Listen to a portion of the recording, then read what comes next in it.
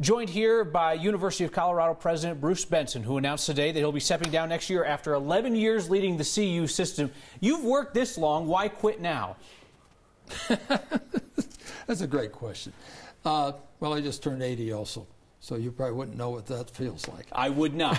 So I just think it's time. You got to bring in fresh blood. You got to let new people come in, take a look, and see what they can do different or better. And so it's just a good time to move on. And we've had a great time. We've had a great run. I mean, that's the wonderful thing about this. And you don't get anything done by yourself. You build a tremendous staff, of which we've got 8 vice presidents, 4 chancellors, and a half dozen others at the top level. But everybody's that way. And the #1 word we always hear is collaboration, cooperation, work together, work as a team. That's the way we are. You're going to stay on the job for another year or so. Do you worry at all about a lame duck effect? People say, well, we'll just wait Benson out and do it when he's gone. I don't think so. I think it's not just me. There's a lot of people involved in this place. And so we're doing things, and I don't think anybody's going to wait us out. And if somebody tries to, somebody's going to talk to me about it, and we'll have a discussion. You were kind of an unconventional pick to lead the University of Colorado system. I mean, you're not an academic or an educator. You're a business guy with a bachelor's degree. Did you come in with a chip on your shoulder because of that? Oh, no. No. Look, I've been doing these, every governor since Dick Lamb, I've done some kind of a big committee for it. Dick Lamb was a commission on higher education, and I chaired that for several years. And, you know, and then we went to Romer, and I did some stuff on his transition in. I did stuff for Bill Ritter. I mean, did the, let's see, Ritter. No, it was Owens next. So I did a big reform for him, chaired that for the state of Colorado with higher education. We changed a lot of things. And then Bill Ritter had me on his P20 council, chairing it with Barbara O'Brien and Joe Garcia. So I've done these things forever. Oh, and I ended up as chairman of the board of Metro for 5 years. So you get a lot of experience. Plus, I've done other schools like Smith College, where I've been on that board, and another school in Massachusetts, a prep school that I've been on the board, I think, over 30 years, or maybe 40 now, and I chaired it for 10 years. So we've done that. Colorado Academy, I served on that board. So education is something that's really important to me, and I think it's important for our citizens to really have high-quality education available. So we've done these things, but not as a professor up through the ranks, but as a volunteer. And we've also chaired these campaigns for the University of Colorado. So, and Marcy and I have done a lot of those things. You rattled off a bunch of governors there. Do you have any regret about not being governor yourself? Well, you'd never like to lose. So you lost in '94, and then in 2010 there was talk that you might be thinking about getting in that race. You said at the time that you didn't even think about it. Did you really not even think about it in 2010 when Scott McInnes got run out of the race? Never thought about it. Never thought about it. And if you really want to know, talk to her right over there, and you'll find out why we never thought about it. It's a grueling deal. I think we had a lot of really good ideas that we could have implemented here, and we could have moved the ball down the field. It didn't work out. That's the way life is. So you just go on and go do something else. Let's talk about CU. What do you see as your most lasting success there? This will sound funny. Some people want to say fundraising or something, and yeah, we've gone from $135 million of fundraising per year to something over $4.25 million, I think, this year. We haven't got the final numbers. Won't get those till probably about Friday or Monday. But we've had huge successes there. But I really talk about the culture, and I think the culture is one of the things that is everlasting. And to get people to collaborate, cooperate, work together, be a team. And if you don't want to be on our team, you don't want to be here. And that's just the way I put it to people. And we've gone through quite a few people. And I also really believe strongly, hire from within every time you possibly can, because you've had a track record on that person coming up the ladder. What's one more step? And I've seen all these presidents, and I've known all the presidents back through Arnie, I guess. So that goes way back. And you see what's happened when you bring in people from outside. They haven't figured out the culture of the place. They don't understand the state of Colorado. And so you've got to look at these people and see what they've done already. And then the second thing is, it says to everybody in the organization, you too can move up. And of all the people that we've moved up, and we've taken some outsiders that were Colorado people, but, you know, like a Jerry Wartko, if you know Jerry, and Jerry and I helped him start the Auraria Foundation back in '83, I think. Dorothy Orell, we worked together back in '85. So these are people that aren't CU people, but we've had plenty of track record on them. But still, you say to everybody, you too can move up, and I think that's critically important, and we have not miscued on anybody we brought up from within. Do you think your successor should come from within? Well, I'm not going to say that now because it's not up to me to call who the successor is. But What kind of leader would you like to see at CU next? Well, I would like to see somebody that's like me. And it's important because you could have a peer academic, which is what all these old presidents were, and you could have a peer person that say, well, I just was running this corporation, I've never done anything in higher education.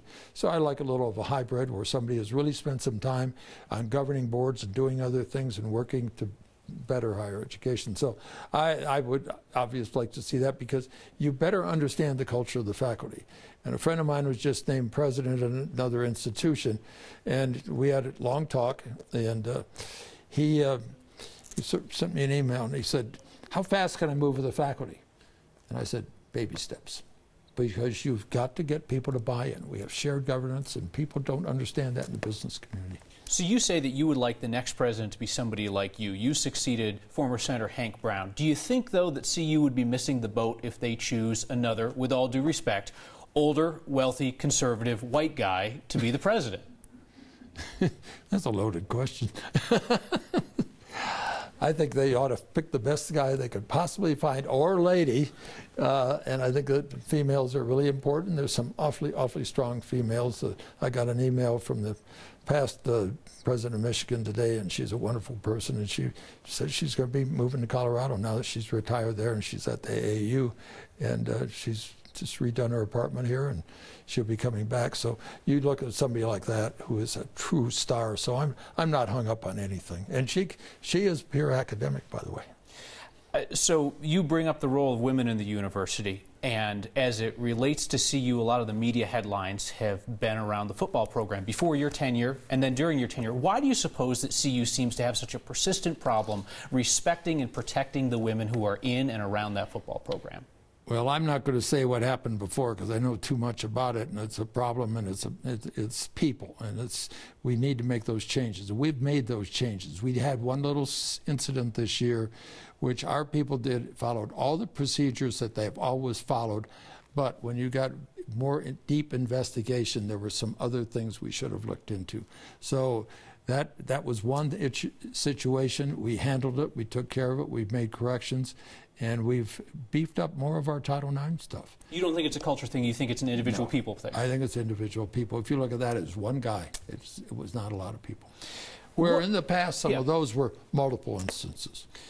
What has it been like to be somebody who is personally very conservative, leading a very liberal institution? Well, that's a fun question. Well, let's go back. Let's talk politics for a minute. Okay, sure. I ran the party for 4 times, 3 in a row, and then I went back and ran it when Bob O'Prey stepped out to run for Congress.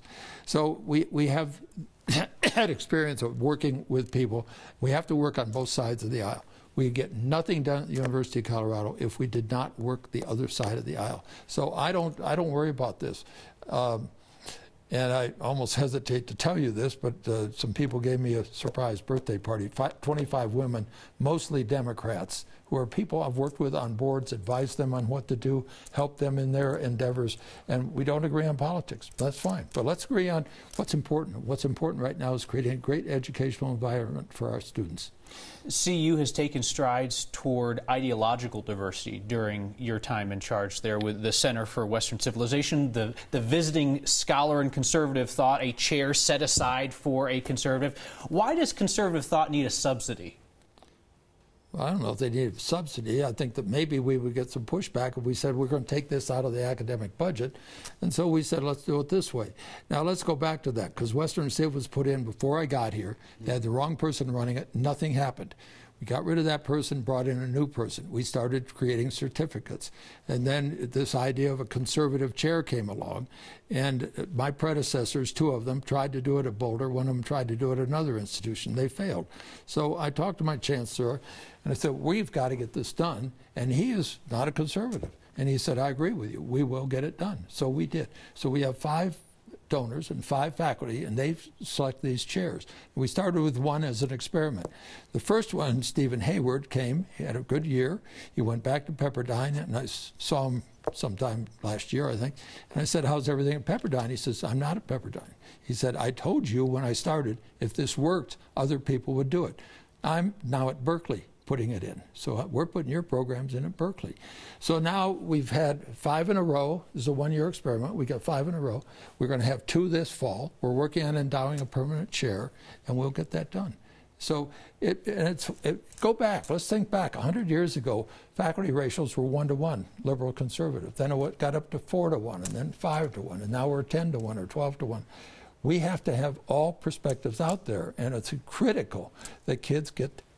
I say all the time, teach them how to think, not what to think, and that's what we should be doing. So I want to see these perspectives, and these are world-renowned scholars that we're bringing in. I imagine it's also not too bad for fundraising, though, right? It helps. And yes, we had one guy today go back in and say, after he got the note, or one of us called him, we've placed, between a few of us, we've placed, I don't know, 100 phone calls or better today. He said, well, I want to get more involved. I want to make sure we get this thing endowed for a permanent position. Last question for you, not CU specific. Okay. I'm fascinated by people who choose to work later in life than most other people. Their reasonings, how they convince their spouses.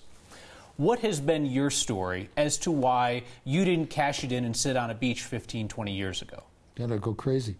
Look, I grew up on a farm. When you're 6 years old, you're out there taking care of the chickens, and then you go to school. You get home, and I grew up in the 40s and early 50s. Well, all the 50s, excuse me. But we remember the war, remember Pearl Harbor. Times were not great in this country. I mean, people were, Rosie the Riveter, all those kind of things. And you just get this work ethic, work and work and work, and that's what I know how to do. That's what I like to do. I think my great-grandfather said that a vacation was a change of occupation. And that's kind of what we've practiced. My dad worked hard. He got us all to work hard. And I love to work. It's my life. And I have a wife. I mean, Marcy is an unbelievable partner. And she works hard. She's got a very big resume of her own without me, but she is an unbelievably total partner to me at running this university. And I understand that she's also an occasional viewer of this program, so she's clearly a discerning woman. Well, she doesn't really want to watch it. No, I'm only kidding you. Bruce Benson, thank you so much for your time. Good luck in your final year at CU. Thank you. It was a pleasure. All right, thanks, Kyle. Appreciate it.